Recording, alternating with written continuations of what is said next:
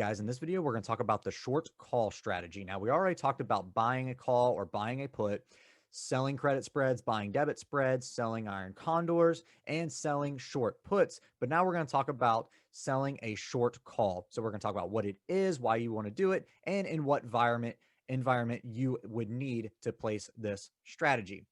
Now we're going to open up our Fastly May monthly expiration cycle here, and we're just going to go ahead and we are going to sell an out of the money call.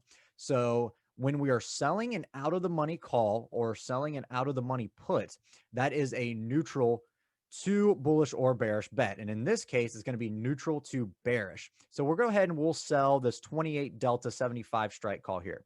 So because this is a neutral to bearish bet, you can see that our delta is actually short. So we are short 28 deltas right here. So obviously we want the stock to go down from where it currently is, but Fastly can actually come up to 75 or 73, 74, as long as it expires below $75 by May 21st. Okay, so you can see here that our theta is also positive because we are selling an option. And we know that when we sell options, we have time now in our favor, because when we're purchasing something, that gives us a shelf life. Whereas now we're selling it, so we are in the driver's seat and we have time working in our favor. Because we are selling, we are collecting a profit right when we sell. So we're still buying low, selling high, but we're just doing that in reverse. Okay. So we're selling first 228. And because we are selling, we have probably a profit of around 82%. So we are selling a way out of the money call. So that's why we have a high win rate, but we're only collecting $228. Obviously, if we were to move this strike closer, our max profit would go up, and the credit we receive would increase as well. Your max profit, credit receive, same thing. There is one unusual thing you will see here that you did not see on our short puts or any of our defined risk strategies, and that is right here, max loss minus infinity. Because why is that? Because technically we don't know how high Fastly can go, and really it can just keep going and going and going by May 21st. So the whole strategy for this short call is that you want Fastly to stay below $75 or go down from what it is right now. You want to stay below $75 by May 21st. But what happens if it does end up breaching that $75? Well, let's just say by May 21st, 4 p.m., we close at 80. All right. So we're right here. The stock closes at 80. Well, we're $5 in the money here on our calls. So what does that mean? And we are naked, right? So we have no other protection or anything with us. So what does that mean? It means that we now have to purchase 100 shares of Fastly at 80 bucks. After we do that, then we sell it back to the call buyer.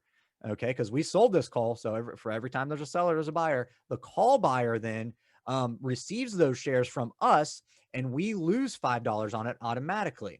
Now, what we do is, because we received a credit initially, the 228, we subtract that from the $5. That gives us a loss of, let's see if I can do math real quick, 272. So, so our max loss, if Fastly were to expire at 80, would be 272. So you see what we did there? If it breached that strike, we subtracted where the stock price was from the strike price, and then we took that width, and then we subtracted our credit received from it, and that was our max loss. So it is infinite because it's undefined, and technically Fastly could keep on going. We could be at 200, 150. That's the reason that it's undefined, because we don't really know. We don't know anything about this. So that is what a short call is. That's how it acts. So why would anybody want to do this? Well, there's not really that many people that play, I'm just going to play a short call. But in an environment that you would like to play just a regular short call, it would be something with high IV. Obviously, that's the goal when we sell options, that we need high IV, because when IV is high, that means that speculation is high. And usually that speculation, as we know, always overestimates. So when we see $10 expected move, $12 expected move, high IV, usually you're only getting around an $8 expected move in there. And everything is juiced because everybody's pricing in that, $12 move, but then it only moves 8. So then that premium sucks out of it really quick. So that's an environment where you'd want to sell something, and you want something with call skew. So we always talk about call skew on our analysis videos. All that means is that an equidistant away call and an equidistant way put, the calls are worth more. So when I say equidistance way, let's say right now in Fastly, we're trading right around $64. So the calls here, $1 out, would be more than the 63. So $1 out at 65. These calls right here would be more than $1 away on the put side, 63. So those calls would be more expensive than the puts. That's all that means. But you want something with pretty good call skew, because the normative skew is that the puts always trade richer because that's where all your risk is. Everybody is always long everything. So there's more risk to the downside, and that's where everybody is hedging. So that's where all their tail risk is and everything. It's always on the puts, just as a little hedge, because everybody wants the stock to go up. Nobody actually, the majority of people want a stock to go up and the economy to go up. Not, very few actually want it to go down. So they hedge with a put, just in case.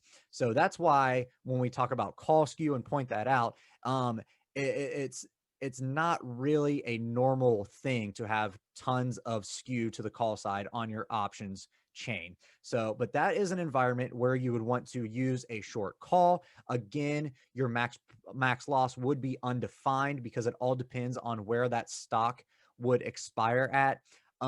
High win rate, the further out of the money you go, but you're also exchanging for that lower premium. So higher win rates, lower credit received, lower max profit. So that is always something to be wary of when you are selling anything, any sort of option just in general. But especially with short calls, you have to be careful with that. So yeah, that was the short call, guys. If you have any questions, feel free to reach out. Thanks again for watching. Be sure to check us out on social media. We have attached links to our socials in the description. And we also have a swing trading service if you're interested. There's more information in the description below.